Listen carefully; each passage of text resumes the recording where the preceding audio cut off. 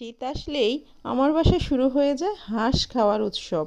আজ আপনাদের সাথে শেয়ার করব আমার হাঁস রান্না করা। পাত্রে তেল গরম করে তার মধ্যে দিয়ে দেব গরম মশলা আর 1 কাপ পরিমাণ পেঁয়াজ দিয়ে খুব ভালো করে ভেজে নেব।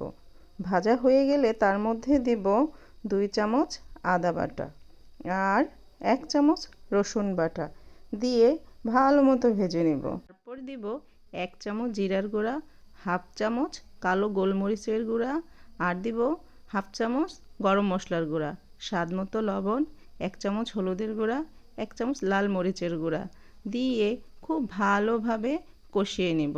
সামান্য পানি দিয়ে আরও ভালো করে কষাবো। তারপর মাংসটা দিয়ে ভালো করে উল্টে পাল্টে ঢাকনা দিয়ে বেশ কিছুক্ষণ কষিয়ে নেব। এবার ঢাকনা দিয়ে সিদ্ধ হওয়া না পর্যন্ত মাংসটা কষাতে থাকবো।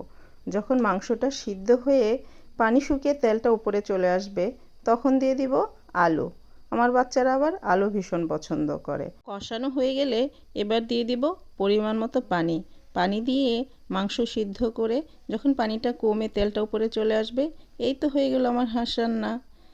বলুন তো কেমন হলো?